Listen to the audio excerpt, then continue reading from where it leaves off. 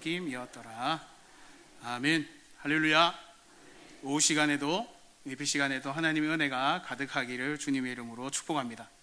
오늘 등장하는 주인공은 에서와 야곱입니다. 에서와 야곱을 알기 위해서는 우리가 아브라함의 가계도를 좀 알 필요가 있습니다. 여러분, 아브라함은 75세에 하나님께 부름을 받아 가나안 땅으로 이주를 하였습니다. 그리고 헤브론 땅에서 마므레 수풀에서 하나님 앞에 롯과 헤어진 다음에 헤브론 마므레 상수리 수풀에서 하나님과 이제 그의 여정, 가나안 땅에서의 여정을 본격적으로 시작하게 됩니다. 여러분, 여기에서 질문이 있습니다. 여러분, 아브라함은 처가 몇 명이었을까요? 아브라함의 처는 3명이었습니다. 여러분, 하란에서 갈대우르, 하란을 거쳐 가나안 땅으로 올 때에 사라를 통해서 이 가나안 땅에 왔습니다. 그리고 본격적인 신앙의 삶을 시작할 때에 사라에게는 자식이 없었습니다. 그래서 사라의 종이었던 하갈을 통해서 이스마엘을 낳게 됩니다. 그리고 이스마엘을 낳은 뒤에 아브라함이 100세가 되었을 때 하나님께서 약속하신 정실 부인 곧 사라를 통하여서 이삭을 낳게 됩니다. 그리고 이삭이 37세가 되었을 때 이 사라는 이 땅에서의 생명의 기한이 끝나게 되죠. 그리고 이삭은 40세가 되어서 리브가를 아내로 맞이하게 됩니다. 그리고 20년 동안 이 이삭에게는 아들이 생기지 않았습니다. 그리고 기도하던 중에 20년이나 기도한 뒤에 60세에 오늘 이 에서와 야곱을 낳게 되지요. 그런데 한 명의 처가 더 있습니다. 도대체 언제 결혼했는지는 모르는데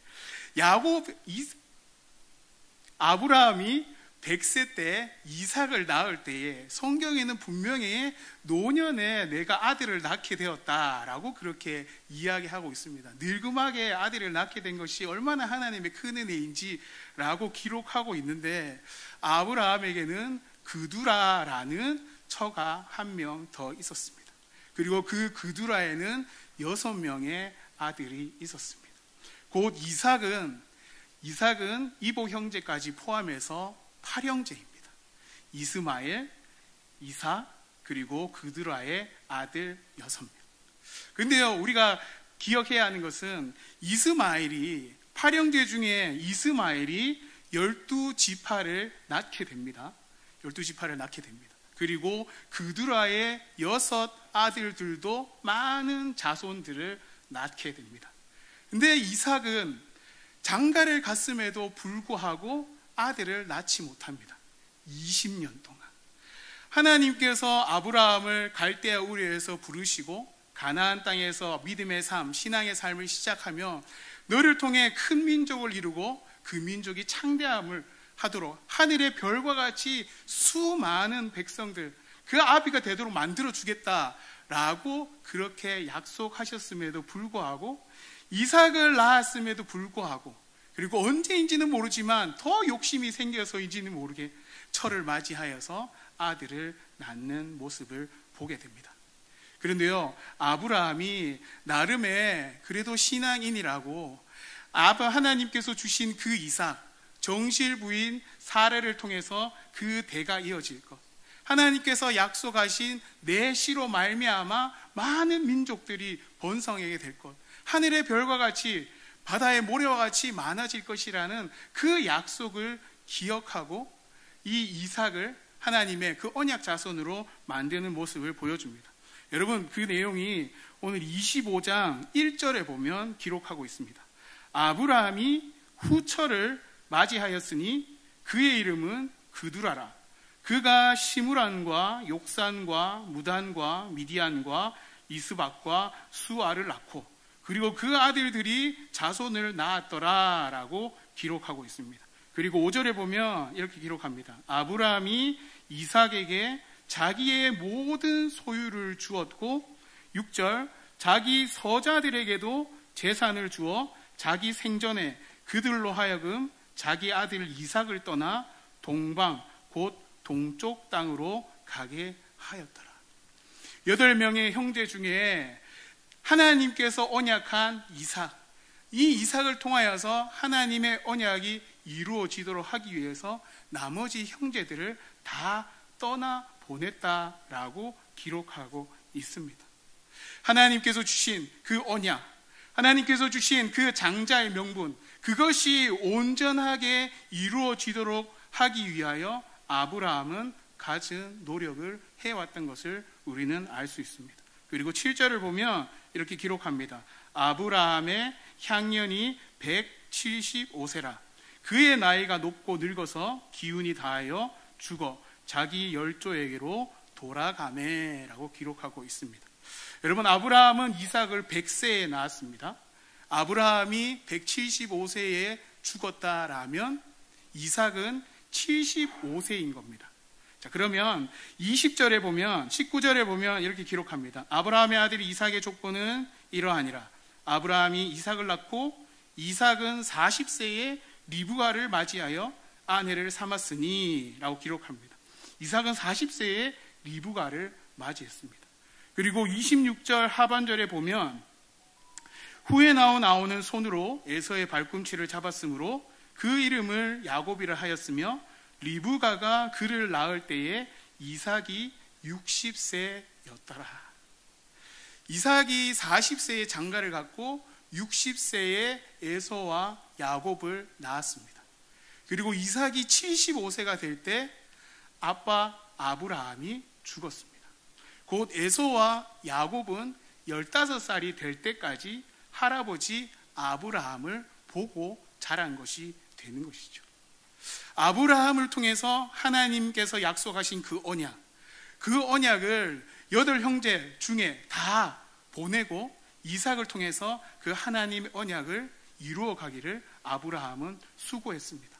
그리고 자녀, 손자가 났을 때, 에서와 야곱이 났을 때에도 그들에게 가르치고 그들에게 하나님의 뜻을 알려주었을 것입니다.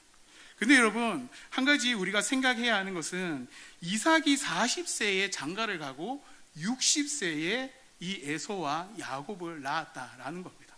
몇 년 동안 자식이 없었죠? 20년 동안 자식이 없었다라는 겁니다. 아버지 아브라함으로부터 그 언약을 이삭이 들었을진데 이삭 또한 자기에게 자녀가 생기지 않는 그 기간을 오랫동안 보내었다라는 겁니다. 그 기간 동안 나머지 7 형제는 지파를 이루고 손자들을 낳고 번성해 가는 것을 보게 되었던 것이죠.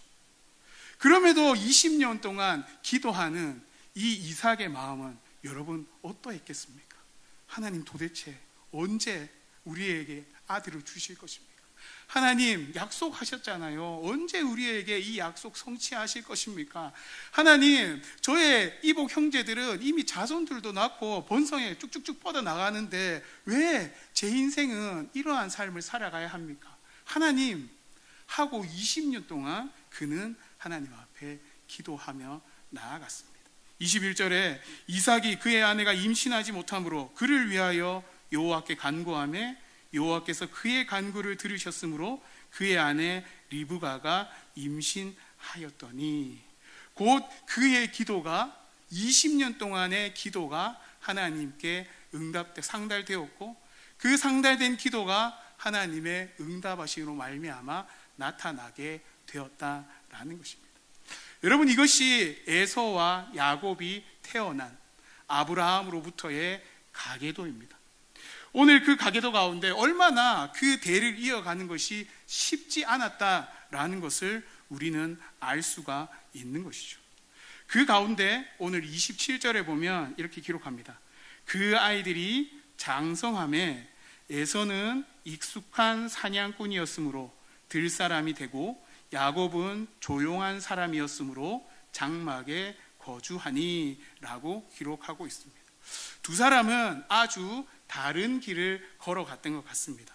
에서는 들사람이 되었다라고 얘기합니다. 외향적인 사람이 되었던 것 같습니다.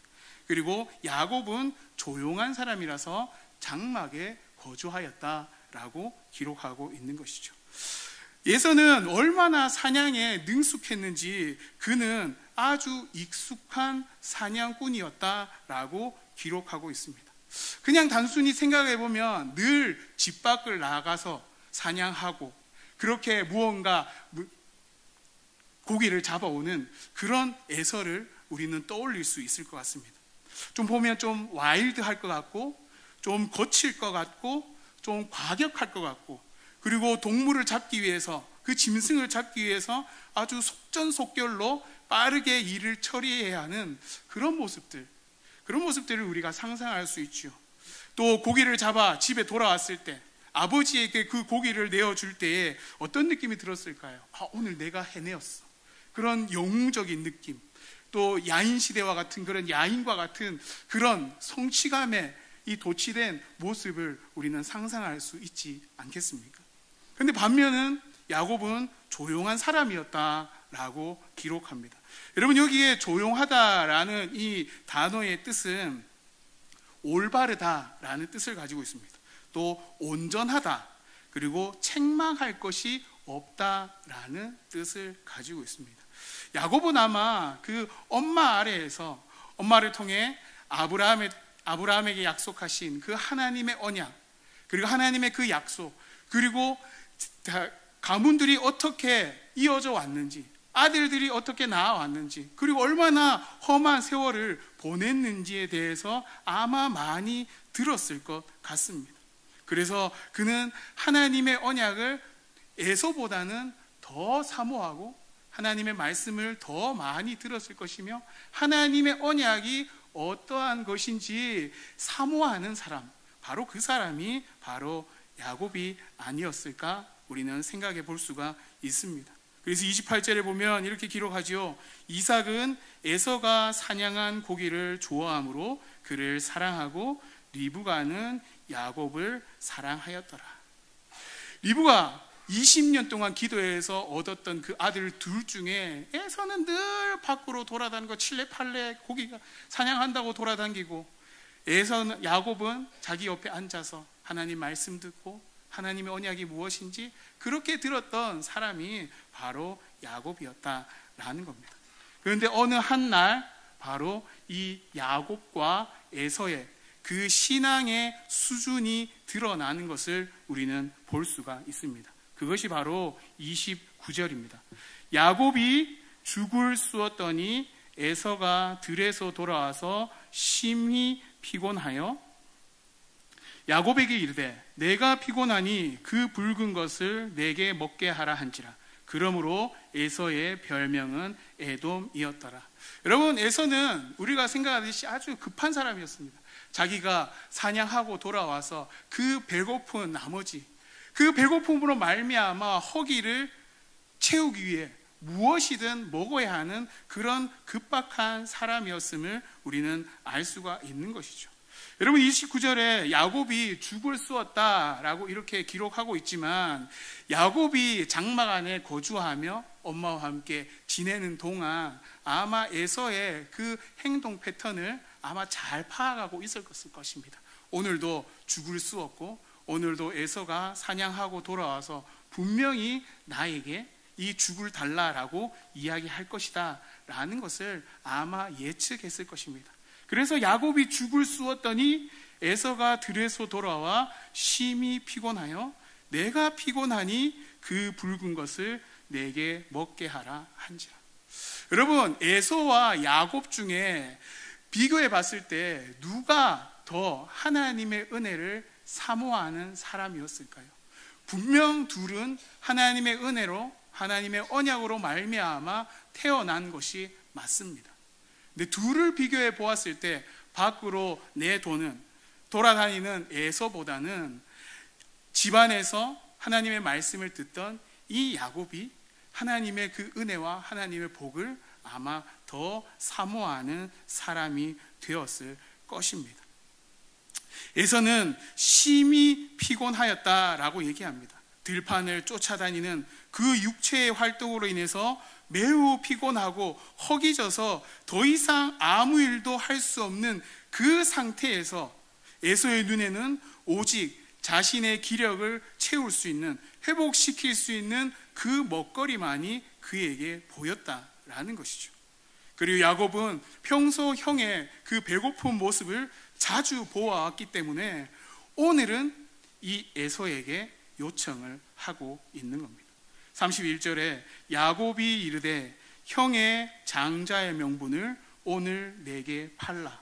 에서가 이르되 내가 죽게 되었으니 이 장자의 명분이 내게 무엇이 유익하리요. 에서는 장자의 명분을 쉽게 생각하지 않았다라는 것을, 쉽게 심각하게 생각하지 않았다라는 것을 우리는 알 수가 있습니다. 당장에 자신의 배고픔을 달래기 위해 동생의 그 요청에 대해서 아주 쉽게 생각하고 있는 것이죠. 내가 지금 배고파서, 내가 지금 죽게 되었는지, 내가 지금 먹고 살아야지 이 명분, 이 장자의 명분이 도대체 무슨 유익이 나에게 있냐라고 지금 생각하고 있다라는 것입니다. 그래서 그는 이렇게 얘기합니다. 에서가 이르되 내가 죽게 되었으니 이 장자의 명분이 내게 무엇이 유리하리요. 야곱이 이르되 오늘 내게 맹세하라. 에서가 맹세하고 장자의 명분을 야곱에게 판지라. 야곱이 떡과 팥죽을 에서에게 주매 에서가 먹으며 마시고 일어나 갔으니 에서가 장자의 명분을 가볍게 여김이었더라. 여러분, 이 짧은 구절 안에 에서는 자기가 어떤 사람인지 잊어버렸다라고 이야기하고 있습니다. 하나님께서 아브라함을 통해, 이삭을 통해, 그리고 에서로 흘러가는 그 놀라운 은혜의 축복에 대해서, 아브라함 할아버지를 통하여서, 그리고 이삭을 통하여서 그가 듣고 보고 배웠음에도 불구하고 그가 원하는 들사람이 되기 위하여서, 사냥에 익숙한 사람이 되기 위해서 그것을 추구하며 나아갈 때에 그는 하나님의 축복에 대한 관심이 없었다라는 것입니다. 오히려 그것에 관심이 있었던, 하나님의 언약과 축복에 관심이 있었던 이 야곱은 그 기회를 놓치지 않고 이 에서에게 장자의 명분을 팔아라고 한 것이죠. 여러분, 그러면 한번 생각해 봅시다. 여러분, 첫째와 둘째가 장자권을 가지고 서로 싸웁니다. 오늘 장자권 내가 너에게 줄게. 그래, 오늘 둘째가 오늘 장자권 내가 받았어. 이렇게 얘기하면 그 장자권은 여러분 둘째에게로 가게 되는 것입니까? 아들들이 자기들이 협의했다고 해서 그렇게 진행되는 것이 맞습니까? 아니지요. 아버지가 허락하고 아버지의 그 권위 아래 있을 때 그래도 될까 말까 한 것이 바로 장자권이다라는 것입니다. 여러분, 우리가 뒤에서 보면 이삭은 이 에서에게 장자권을 주려고 하였습니다. 하지만 결국에 장자권은 야곱이 가져가게 되는 것을 우리는 알 수 있게 됩니다. 여러분, 이것은 결과론적인 문제가 아닙니다. 이것은 에서가 어떤 마음을 가졌고 그가 가진 그 위치에서 그가 어떻게 행동하느냐에 따라서 그 결과가 다르게 나타났다라는 것을 우리에게 말해주고 있는 것입니다. 여러분, 히브리서 12장 16절에 보면 이렇게 기록합니다. 혹 한 그릇 음식을 위하여 장자의 명분을 판 에서와 같이 망령된 자가 없도록 하라라고 그렇게 기록하고 있습니다. 그리고 히브리서 12장 17절에 보면 너희가 아는 바와 같이 그가 그 후에 축복을 이어받으려고 눈물을 흘리며 구하되 버림바가 되어 회개할 기회를 얻지 못하였느니라. 에서는 그 한 그릇 음식 때문에 장자의 명분을 팔았고 이것은 망령된 자와 같다라고 이야기합니다.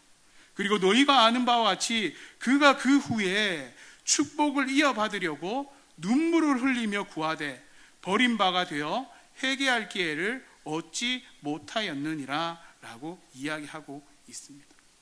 여러분, 에서는 자기가 가진 장자권을 누릴 수 있는 사람이었습니다. 그리고 그것에 대한 책임감과 의무, 그리고 그것을 통해 하나님 앞에 어떻게 살아가야 할지를 발견해야 하는 사람이 바로 에서였고 그 에서는 그 직분에 충실하게 행해야 했습니다.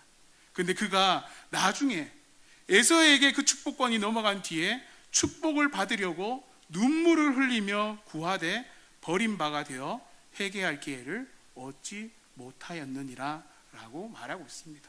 장자권의 그 권위를 주장은 아버지에게 있지만 결국에는 이 에서가 장자권을 가볍게 여기고 그것을 경홀히 여김으로 말미암아 결국에는 그 결과로 장자권이 넘어갔다라고 말하고 있는 것이죠.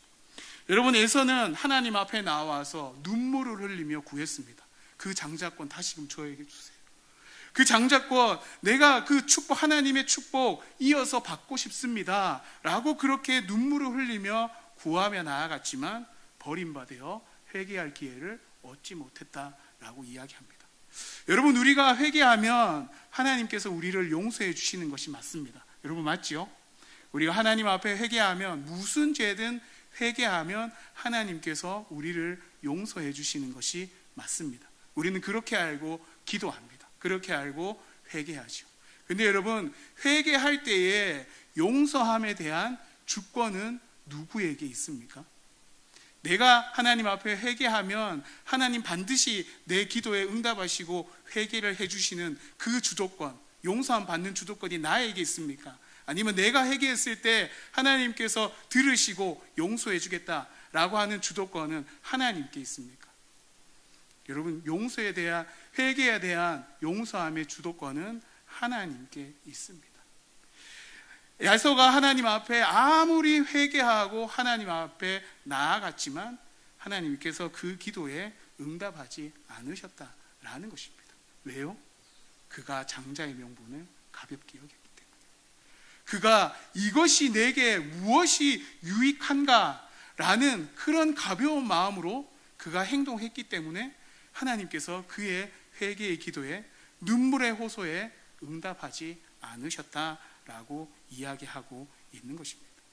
여러분, 에서는 그가 들었던, 아브라함과 이삭 통해서 들었던 그 하나님의 언약, 그 하나님의 약속, 그리고 그 아들로 이어지는, 장자로 이어지는 그 축복에 대해서 가볍게 여겼고, 그것에 대해서 나에게 무슨 유익이 있나라고 생각한 큰 오류를 범했습니다.